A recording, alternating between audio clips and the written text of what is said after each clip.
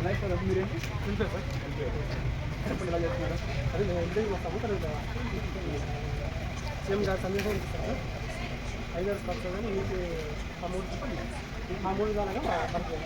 అధికారులు ఎలా ఉన్నారు, ప్రభుత్వం ఎలా ఉంది, మీరు ఇస్తున్నారు లేదా, ఏమైనా అవినీతి ఉందా లేదా అదే వస్తారు. మనకి అవినీతి లేదంటే ఒకటి చెప్పండి. 5 ఇయర్స్ కావాలి చెప్తారు. అవినీతి లేదంటే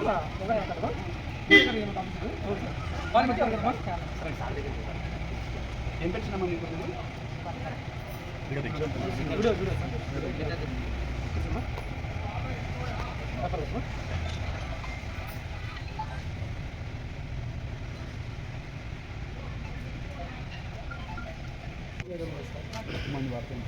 అంటే ఇవాళైనా లేకపోతే ప్రతిసారి ఈసారి సార్ 7 o'clock నుంచే కూర్చున్నాం.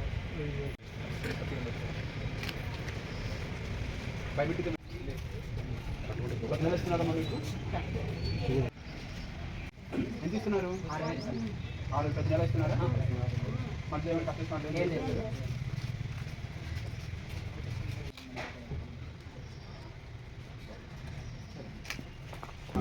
ఇప్పుడు ప్రతి నెల ఏ టైం ఇస్తారు మీకు? ప్రతి డబ్బులు గట్టిగా వస్తున్నాయా? 15,000 గట్టిగానే 15,000 ఇస్తున్నారు సార్. ఇది తీసుకుంటారు, మీరు తీసుకుంటారు? నమ్మ తీసుకుంటారు.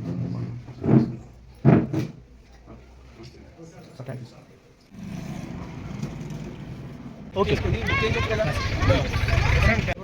అర్థమైందా? ఫస్ట్ వీక్ డేట్ ఇప్పిస్తానండి. నా పేరు సర్లమ్మ సార్. మా ఆయన చనిపోయాడు. మేము రామకృష్ణ కాలనీలో ఉండేది.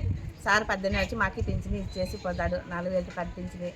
చంద్రబాబు దీనివల్ల మేము ఇంటికాడ పింఛని తీసుకుంటున్నాం. నా పేరు అక్కమ్మ సార్. మేము రామకృష్ణలో ఉన్నాము. ముసలి పెన్షన్ ఇస్తారు మాకు ఇంటికాడ కొండకి. ప్రభుత్వానికి నమస్కారం సార్. మాకు ఇంటికాడ కొండ తీసుకుపోతాడు.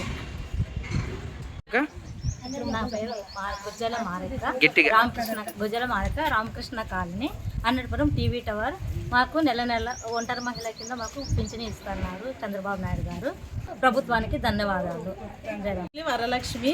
నేను వితంతో పెన్షన్ తీసుకుంటున్నాను. నేను టీవీ టవర్ రామకృష్ణ కాలనీలో ఉన్నాను. ఇంటి దగ్గరికే ప్రతి నెల ఉదయం 6 గంటలకే అధికారులు వచ్చి పెన్షన్ ఇస్తున్నారు. అవును, కాబట్టి నేను కూటమి ప్రభుత్వానికి కృతజ్ఞతలు చెప్తున్నాను.